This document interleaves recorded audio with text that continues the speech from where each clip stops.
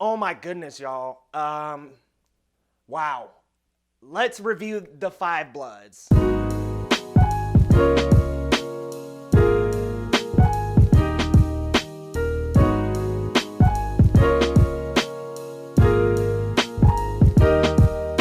The Five Bloods is about four African American vets who battle the forces of man and nature when they return to Vietnam seeking the remains of their fallen squad leader and the gold fortune he helped them hide. What a movie, guys. The cast is amazing. Delroy Lindo, what a phenomenal acting job by him, because he was a sore thumb out of the group. His character Paul was a Trump supporter, which the other Bloods actually said that they openly don't support him, and I don't either.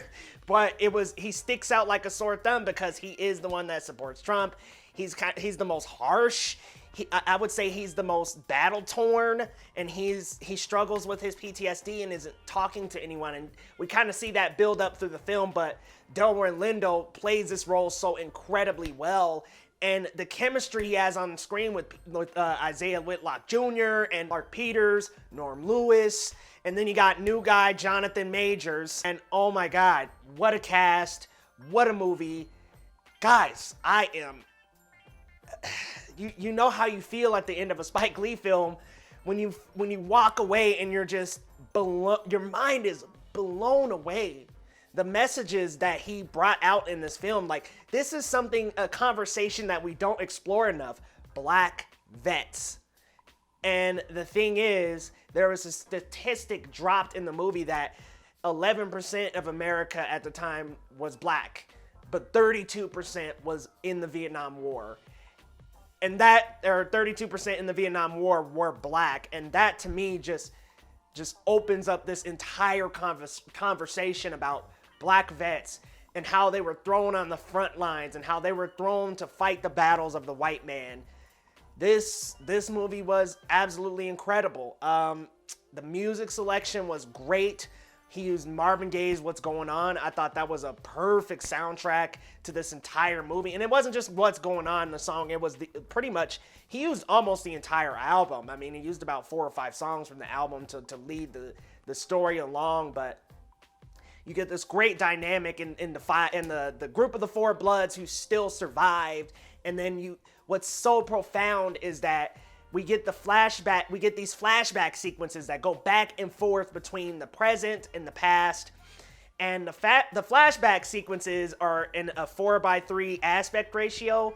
But what's so amazing about them is that Spike keeps the same actors in the flashbacks. So there's not any young versions, there's not any de-aging, and no offense to the Irishman, but I am so glad that Spike decided not to de-age. In an interview, Spike actually talked about the use of the same actors and said that it felt natural. When he was reading the script, it felt natural for him to just keep the same actors, and when they were going, it didn't make sense to him to switch actors to younger doubles.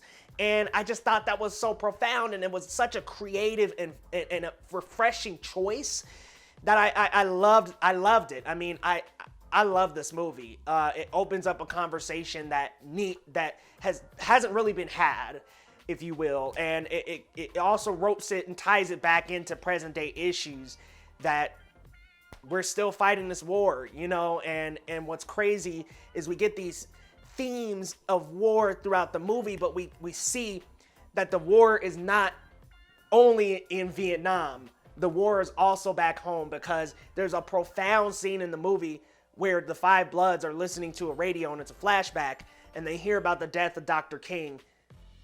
And it's so emotional. I don't want to spoil too much for you guys, but I gotta say, this is definitive Spike Lee. Man, I'm so blown away that I can barely talk about it, but I love the acting. The cast was incredible from beginning to end. I mean, especially Delroy Lindo.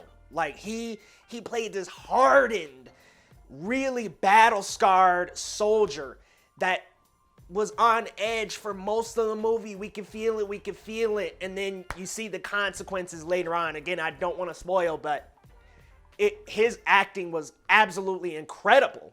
I mean, it was just such a dynamic role, and it's such a different, like I said, he was a sore thumb to the group. He was kind of like the antagonist a little, but at the same time, it's understandable where he's coming from. So he's still, you can still empathize with him, and it's sad because you see the way he treats his son, and you don't want him to treat him like that, but just from the PTSD and the battle scars, and it honestly is a movie that tore me up. I cried a couple times. I really wish I could talk about this a little bit better, guys, but honestly, I'm blown away. Again, the acting, phenomenal. As usual, Spike Lee's cinematography is amazing. I was actually just talking to Chris and Amanda, what's up, y'all, last night, and we were watching Do the Right Thing, and we were just talking about how much he plays with the camera, and you see that again here. You know, he does his shots where you're looking up at the character. He does that all the time, and he's got that kind of fly on the wall look with the Dutch angles, and I just gotta say, cinematography, outstanding. Music, phenomenal. I mean, Marvin Gaye, What's Going On, classic, timeless, still applies today, sadly. And then, of course, Spike. I don't want to spoil it because I was going to drop something huge there, but I do not want to spoil it for you guys. I highly encourage you to go watch this movie. I even learned some things about the My Lai massacre that's referenced in the film, and I learned about that, and that is an absolutely horrifying event. So historically, you do learn some things and pick up some notes here and there as well, and it's amazing. I mean, it's amazing. This movie is phenomenal. It's brilliantly edited too. Wow, guys, let me know your thoughts, because to be completely honest with you, this never happens to me, like, ever, but I'm speechless. I am speechless. I'm jumbling my words. I can't really comprehend into words what I just saw, because it was just so profound and creative and amazing. Like, I gotta give The Five Bloods a 9 out of 10. I was incredibly impressed by this movie. There were a couple lulls here and there where you kind of feel the story dip, but let me tell you, it reels you back in really quickly. And there was a certain part of the film where I was kind of like, okay, where do we go from here? But Spike Lee does what he does best. He puts you right back into the movie, even if you drop out for a second. So guys, let me know your thoughts about The Five Bloods. Have you watched it yet? Are you streaming it today? Because it's available on Netflix, guys. Let me know your thoughts, and we will see you next time.